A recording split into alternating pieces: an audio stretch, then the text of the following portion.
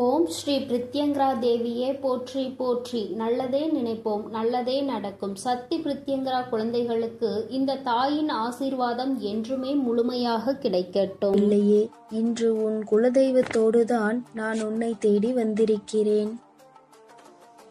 இந்த மங்கள நாளில் உனக்கான ஒரு மங்கள செய்தியை நாங்கள் கொண்டு வந்திருக்கிறோம். என் அழகு பிள்ளையே, உன் வீட்டில் ஒரு மங்கள செய்தி நடக்க வேண்டும் என்று நீ பல நாட்களாக என்னிடம் வேண்டுதலாக வைத்திருக்கிறாய். பல நாட்களாக இது தடைப்பட்டு கொண்டிருக்கிறது. எத்தனை பாடுபட்டாலும் அது நடப்பது போல் எனக்கு தெரியவில்லை. எங்களுக்கு மட்டும் ஏன் இத்தனை சோதனைகளை கொடுக்கிறாய் அம்மா என்று கேட்டாய் அல்லவா? இதே வேண்டுதலை தான் நீ உன் குலதெய்வத்திடமும் வைத்திருந்தாய். இப்பொழுது உன் குலதெய்வம் உன் வீட்டில் அந்த சுப செய்தியை நடத்தி கொடுக்க வேண்டும் என்று முடிவெடுத்து விட்டார். நானும் அதே முடிவில் இருந்ததால் நாங்கள் இருவரும் உன் இல்லத்தில் நடக்கப் போகின்ற அந்த மங்கள நிகழ்ச்சியை காண்பதற்கும் அதற்கான ஆசிகளை வழங்குவதற்காக வந்திருக்கிறோம். என் அழகு பிள்ளையே, இந்த விஷயத்திற்காக நீ பலமுறை என்னிடத்தில் வேண்டுதல் வைத்திருந்தாய். ஆனால் அது நடக்கவில்லை என நீயும் மனம் நொந்து கொண்டாய். என் பிள்ளையே, ஒரு வீட்டில் சுபகாரியம் நடக்கிறது என்றால் அதில் பல பிரச்சனைகளும் பல தடைகளும் வரும் என்பதை நீ முதலில் புரிந்துகொள்.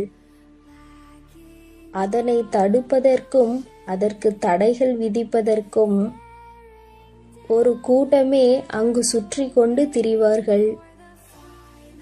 அங்கு தேவையில்லாத பேச்சுக்களையும் அவர்கள் வளர்த்தி விடுவார்கள்.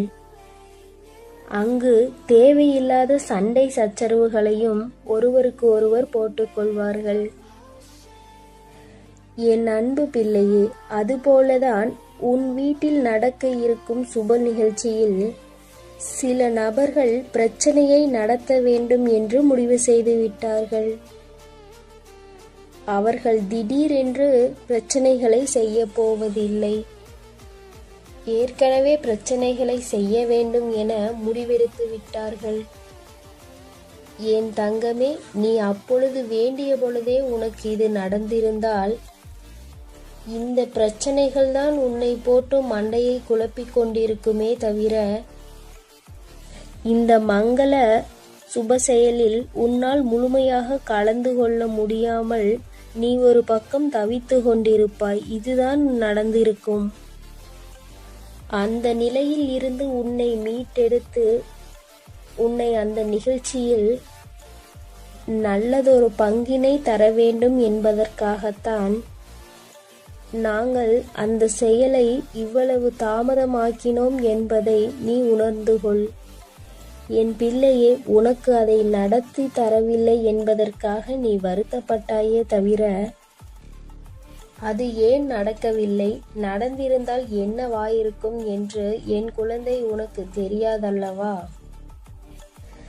உன் தாயானவள் எங்களுக்கு அது நன்றாக தெரியும். எல்லாவற்றையும் உனக்கு யோசித்து விட்டுதான் நடத்தி தருவோம் என்பதை நீ நினைவில் வைத்துக்கொள். என் அழகு பிள்ளையே, இப்பொழுது அந்த பிரச்சனைகளை எல்லாம் ஓரளவுக்கு சரி செய்துவிட்ட பிறகுதான் உனக்கு இந்த முடிவினை நாங்கள் தருகிறோம். நல்ல முடிவினை உனக்கு தரும்போது நீ அதை பெற்றுக்கொள். இனியும் தாமதிக்காமல் அந்த நிகழ்ச்சியை நடத்துவதற்கு எல்லா ஏற்பாடுகளையும் செய்துவிடு. நிச்சயமாக எல்லா விஷயங்களும் உன் கைகூடி வரும் நேரமும் உன் இல்லத்தில் எல்லோரும் சந்தோஷமாக இருக்கும் நேரமும் வந்துவிட்டது. நிச்சயமாக இந்த நிகழ்ச்சி உன் குடும்பத்தில் இருக்கும் பல பிரிவினைகளை சேர்த்து வைக்கும் நிகழ்ச்சியாக மாறப்போகிறது. குடும்பத்தில் ஒற்றுமை அதிகரிக்கப் போகின்றது. யாரிடமாவது உனக்கு மனஸ்தாபங்கள் இருந்தால் அதையெல்லாம் மறந்துவிட்டு நிச்சயமாக இந்த சந்தோஷத்தை அவர்களுடன் நீ பகிர்ந்து கொள்ள வேண்டும். இந்த வாழ்க்கை என்பது ஒரு முறைதான். இன்று பார்ப்பவர்களை நாளை பார்க்க முடியாது. நிச்சயமாக மங்கள நிகழ்ச்சிகள் வீட்டில் நடக்கும் பொழுது யாரையும் ஒருபோதும் ஒதுக்கி வைக்க கூடாது.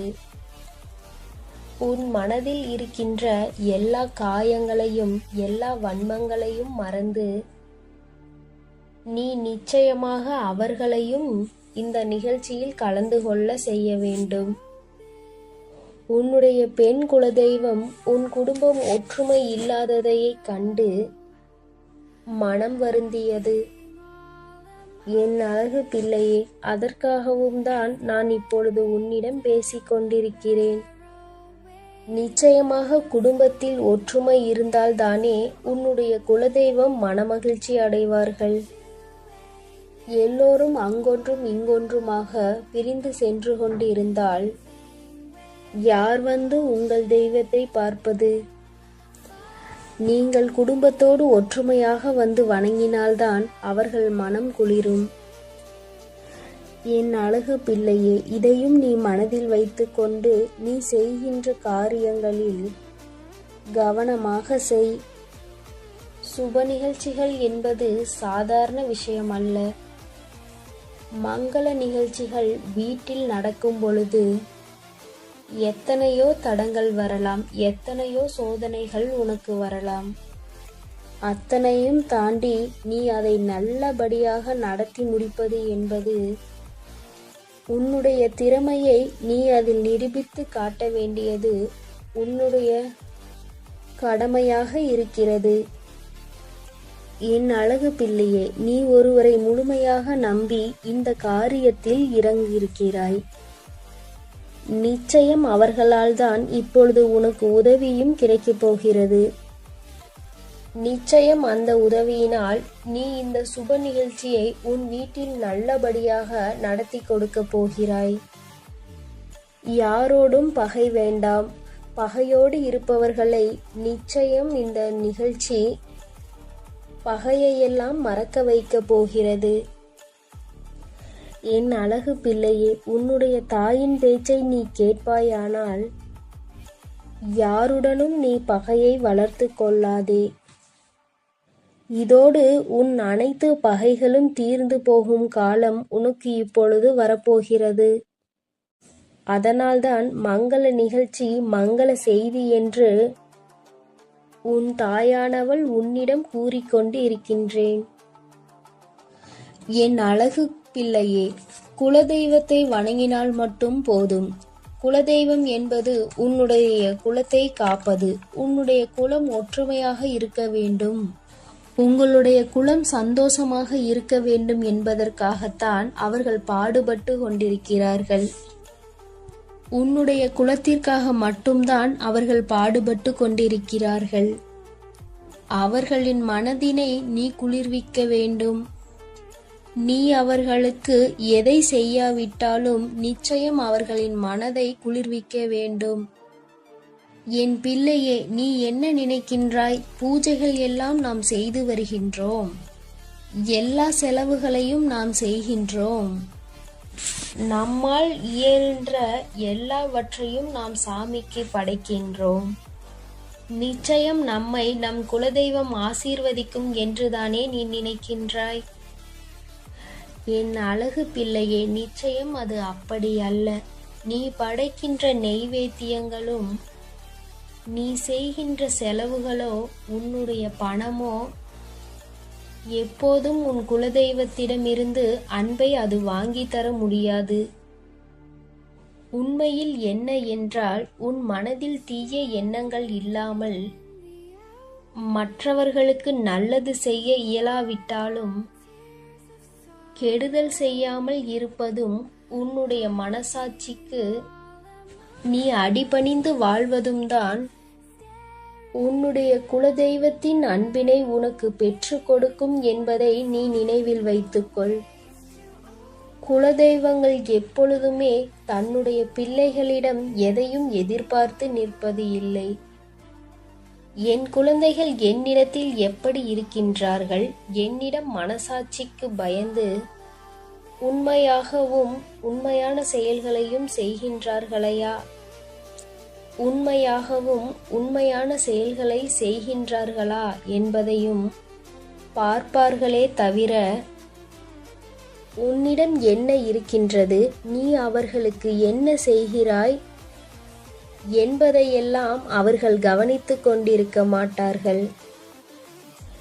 எப்பொழுதும் நெற்றியில் விபூதியிடுவதும் தெய்வத்தின் நாமத்தை சொல்லிக் கொண்டு இருப்பதும் இது போன்ற காரியங்களை செய்வதும் பிறர் பார்க்கும்படி நன்கொடைகளை வழங்குவதும் நீ உன் தெய்வத்தின் மீது கொண்டிருக்கும் அன்பு, உண்மையும் நேர்மையும் உன் தெய்வத்திற்கு பயந்து நீ எந்த அளவிற்கு செய்கின்றாயோ அதுதான் நிச்சயம் உன் குலதெய்வத்தின் அன்பை பெற்றுக் கொடுப்பதோடு மட்டுமல்லாமல் உன்னுடைய வேண்டுதல்களை நிறைவேற்றி தரவும் அவர்களை உன்னை தேடி வருவார்கள் என்பதை மறந்துவிடாதே.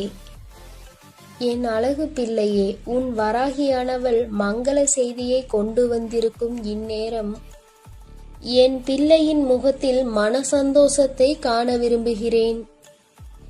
எனக்கு மிகவும் உகந்த நாளில் என் குழந்தைக்கு இந்த வரத்தினை தருவதில் நான் மிகுந்த மகிழ்ச்சியை அடைகின்றேன். நீ கேட்ட வரங்களை உன் கையில் தந்துவிட்ட பிறகும் நம் தாயானவள் நமக்கு எதுவும் செய்யவில்லை என்று நீ இனிமேலும் வருத்தம் கொள்ளாதே. உன் கைகளில் அதை கொடுக்கும் நேரம் நல்ல நேரமாக இருக்க வேண்டும். உனக்கான நேரமாக அது இருக்க வேண்டும் என்பதை மட்டும்தான் நான் பார்த்து கொண்டிருப்பேன். தருவதை நிரந்தரமாக தருவதுதான் உன் வராகியின் தலையாய கடமை என்பதையும் நீ நினைவில் வைத்துக்கொள்.